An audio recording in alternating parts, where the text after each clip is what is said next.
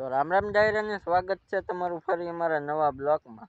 તો ભાઈ આપણે વાગી ગયા છે બપોર પછીના 3:30 ને. અત્યારે તો અહીં આપણે ડુંગળીમાં પાણી શરૂ છે. આપણે આ બાજુથી તો અહીંથી આપણે બે કેરા આપણે પાણીને પાવાના છે. પછી આપણે જવાનું છે ગામમાં કામ છે એટલે આપણે હમણાં થોડીક વાર લાગશે પછી જઈએ ગામમાં.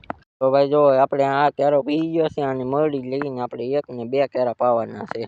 તો ભાઈ આપણે આ બાજુ જો અહીંયા આપણે એટલામાં રીંગણી છે, પછી આ બાજુ બધું બકાલું છે અને ઓલી બાજુ આપણે ભેહુંનો ઝીંડવો છે. તો ભાઈ અહીંયા છે આપણે લસણ, પછી અહીં મૂળા, ગાજર ને મરચા ને ટમેટી. આપણે આ છે એટલામાં રીંગણી ને આપણે ભેહું હાટું છે ખડ કરેલું. તો આપણે તો હમણાં 5-10 મિનિટ ત્યારો પીતા થાય પછી આપણે જવાનું છે ગામમાં.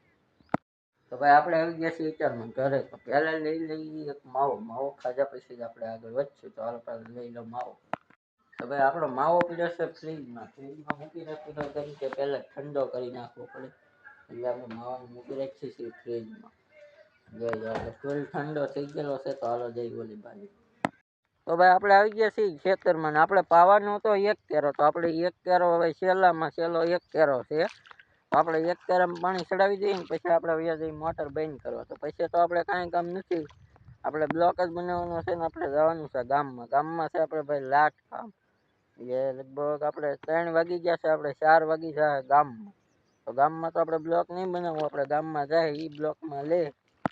તો ભાઈ આપણે માવો પહેલાં ખાવાનું છે. માવાને ઘડીક મૂકી દઈએ પછી ખાવાનું. પહેલાં આપણે જોવો આ રોપ છે આપણે ડાયરેક્ટ કાળું બી કરીને વાવેલું છે ને આપણે આ ડુંગળી છે એ આપણે કાંજી લઈને વાવેલી છે. તો આપણે આ એની કરતાં આપણે આ રોપ ને બે મસ્ત છે. તો ભાઈ હાલો પહેલાં માવો ખાઈ લવો હવે. તો ભાઈ આપણે વાગી ગયા છે 5:30 ને. આપણે અત્યારમાં જઈએ છીએ આપણે રાજપરા જવાનું છે. આપણે ભાઈબંધને બે તો રાજપરા જઈએ છીએ. તો હાલો ધીમા ધીમા નીકળીએ. તો ભાઈ હજી તો અમે અહીંયા જાંબુડામાં છીએ. તો જાંબુડાથી હજી દેગવડા ને હજી તો ગાજા ગામ આવશે. તો હાલો તો ધીમા ધીમા જઈ.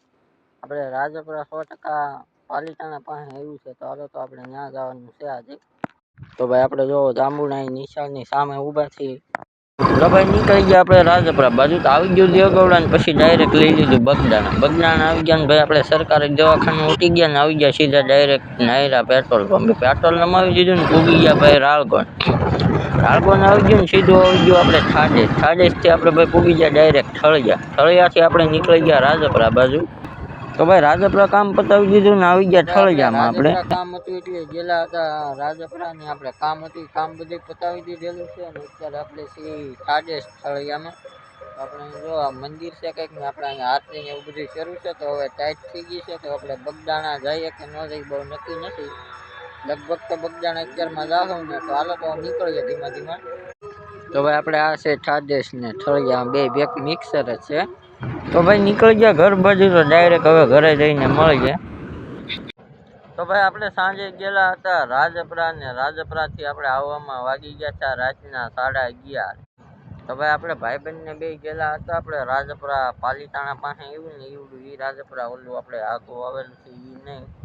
તો આપણે ત્યાં થોડુંક કામ હતું કામ બધું કમ્પ્લીટ કરી નાખ્યું. ભાઈબંધને બે ગયેલા હતા ને પાછા આવવામાં રાતે વાગી ગયા હતા 11:30. તો આપણે બ્લોકમાં થોડુંક જ લીધું પછી બહુ તો ટાઈજનું કોટ નહોતો હારે ને એમને ગયેલા હતા કોટ બોટ કાંઈ હારે લીધેલું નહોતું ને. અત્યારમાં આવી ગયા છીએ આપણે ઘરે આપણે અહીં મોટરનું આપણે જોવા 1 કેરો પાવાનો છે.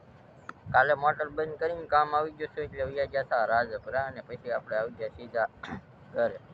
સાંજે બગદાણા જવું છું પણ વાગી ગયા હતા 11:30.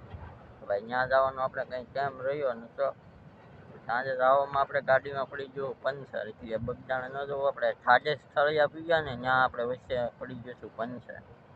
એટલે કંઈ રાજપરાથી તો આપણે આવ્યા હતા ત્યારે ને પંચર પડી ગયું એટલે બહુ બ્લોકમાં ન લીધું ને સાંજે ભાઈ બહુ હેરાન થયા હતા. એટલે ધીમા ધીમા તોય ઘરે તો પૂગી ગયા. તો હાલો તો બ્લોકમાં હવે કંઈક નવીનમાં લાવીએ. તો ભાઈ આપણે 1 કેરો પીવે છે ને એ હમણાં પી જાય ને પછી આપણે 1 કેરો પીને વયું જવાનું છે ઘરે. તો ભાઈ હવે તો અત્યારમાં આપણે બ્લોગ બનાવવાનો થતો નથી કેમ કે આજે મૂડ જ નથી બ્લોગ બનાવવાનું જરાય. તો આજનો બ્લોગ આપણે અહીંયા જ પૂરો. તો કેવો લાગ્યો કમેન્ટમાં જણાવજો. તો મળીએ નવા બ્લોગમાં.